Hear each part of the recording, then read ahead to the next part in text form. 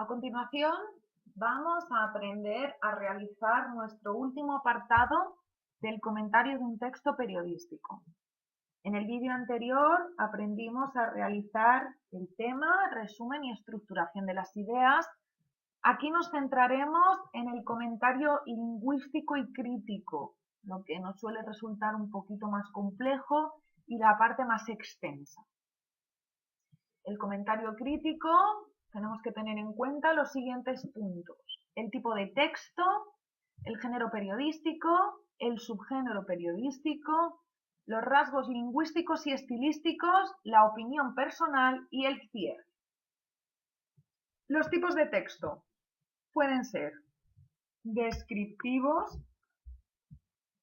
presenta las características de seres, objetos o acciones, nos dice cómo es.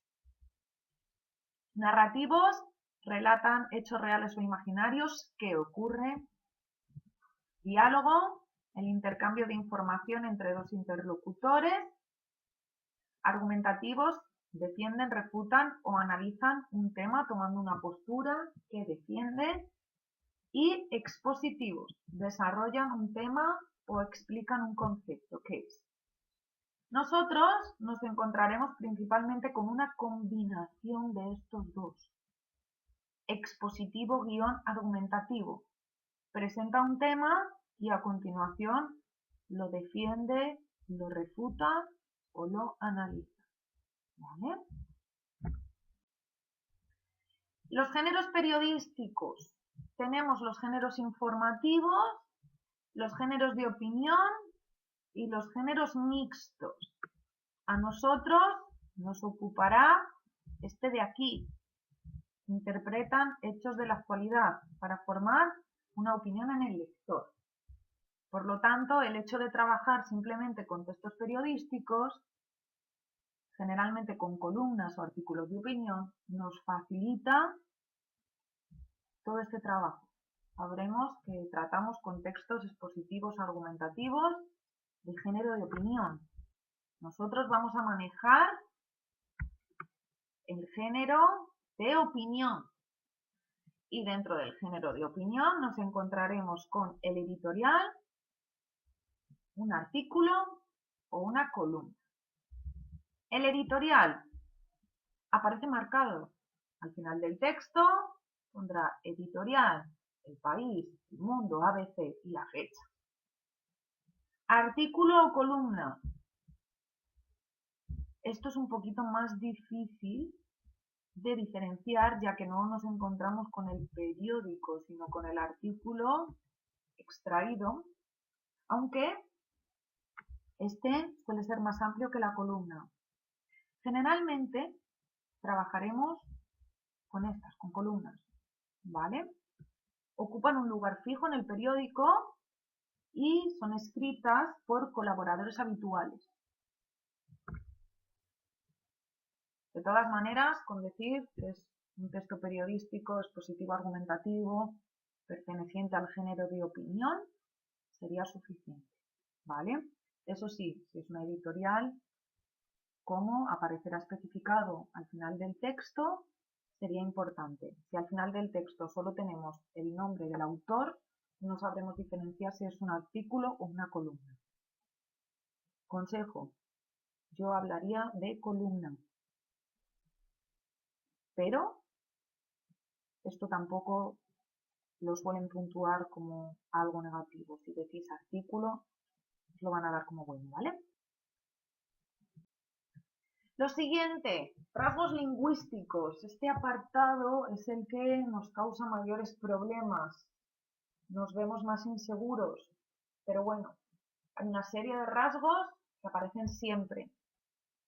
La subjetividad, el uso de la primera persona, de tiempos verbales, pronombres posesivos.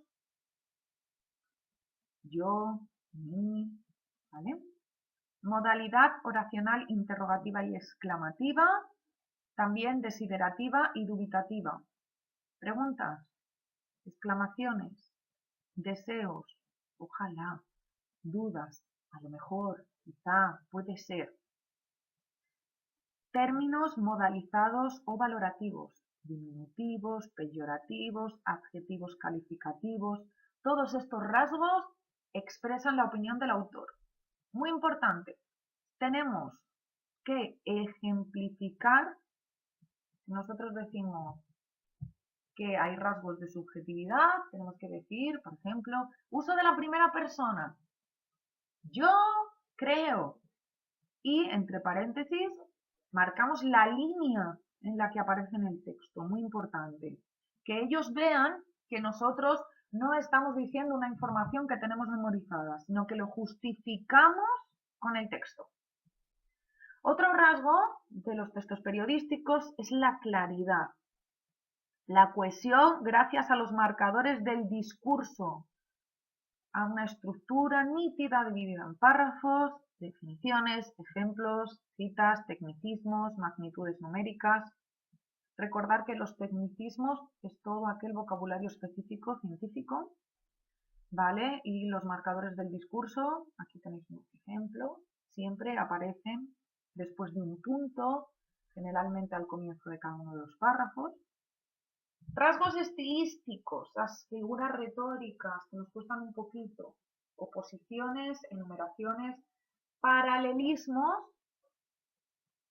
metáforas, símiles, muy utilizada la ironía, ¿de acuerdo? A Rosa Montero, por ejemplo, le gusta bastante.